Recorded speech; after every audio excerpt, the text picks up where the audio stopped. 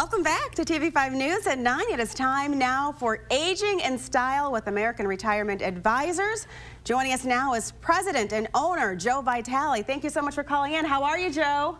Doing great. Good morning, Colin. How are you? Good morning. I'm doing well. Thank you so much. Well, Joe, the holidays are here. We can see you're in the holiday spirit with your tree there in your background. We love it.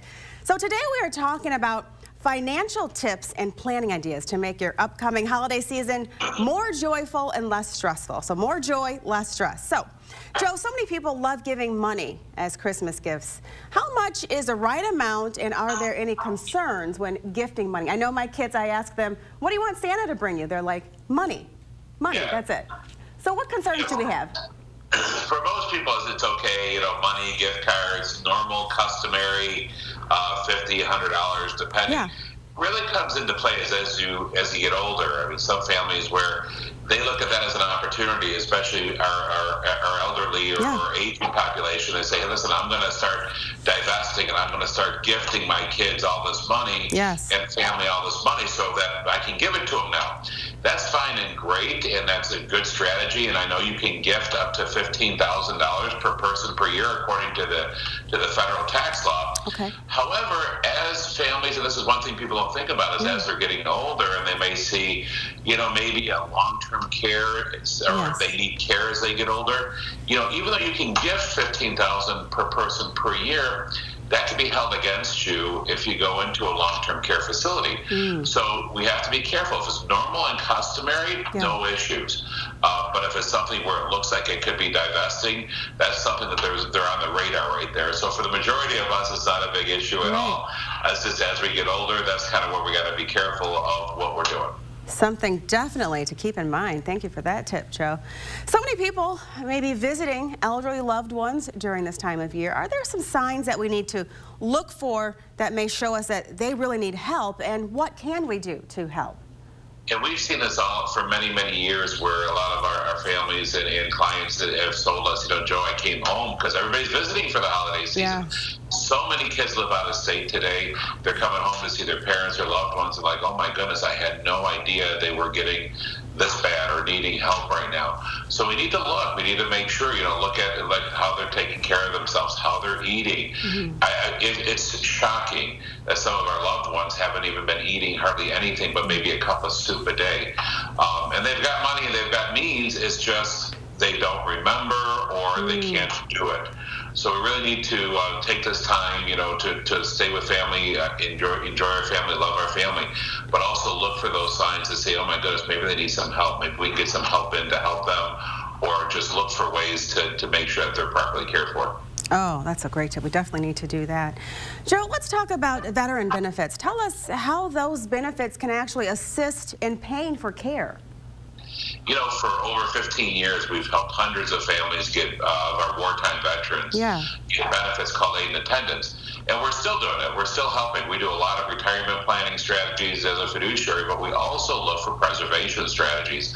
One of those is the aid and attendance benefits. So for wartime veterans and spouses, if there's care needed on a daily basis, which is why this is so prevalent right now, if there needs care, either in assisted living or home care, there's benefits from the VA to help with that. There's, you have to qualify for them according to assets and income and expenditures and such, but there are really good benefits to help pay for care. They didn't go away. They changed the rules a few years ago, but they've been around for a long time, and it's not that difficult to get it as long as you know what to do and how to do it, and we're here to help. Okay, awesome. So let's talk a little bit about budgeting now. When it comes to holiday gifts and travel expenses, what tips do you have to stay on budget? Now, you've talked before about a special system. What is that system, and how does it work, Joe? Well, if we want to go Dave Ramsey here, we're going to go the Dave Ramsey envelope system, just like trying to, curb our expenditures. When we go to the store, we have a certain amount of cash, not credit card, but cash in an envelope, and we don't go over that. So that's called budgeting, right? And that's a lot of people, it's a bad word for a lot of people. Nobody wants to really budget.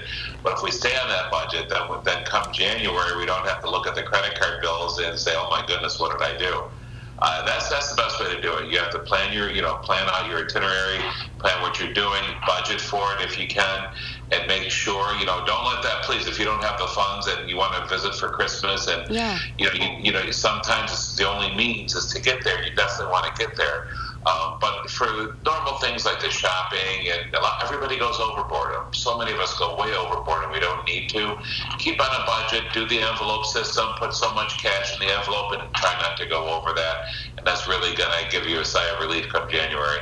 I love that. So make sure you stay on budget, because when you ring in the new year, you want to have more joy, like you said, and less stress. Okay, so Joe, what are some strategies for end of the year cash, tax, and retirement? Well, we're getting close. There's still time right now to do Roth conversions and to do take more out of the IRA to transition into tax-free.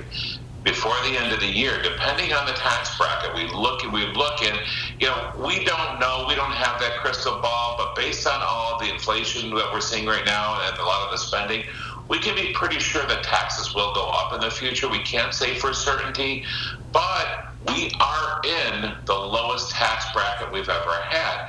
And if we can maximize that tax bracket by taking a little bit more money out than we didn't need to take and converting it to tax-free, even if taxes don't go up, it's no harm, no foul. But what if they do? Then we've converted it at a very low tax bracket for tax-free forever. And there's nothing better than tax-free forever. All you have to do is look at the number on your screen, ask Joe. Joe knows. Thank you so much, Joe, for giving us this valuable information. We need it right now. And have a Merry Christmas. Thank you, Colin. Merry Christmas. Good to see you again. You as well. Thank you. If you want more information, just head on over to the Aging and Style page. That's at WNEM.com.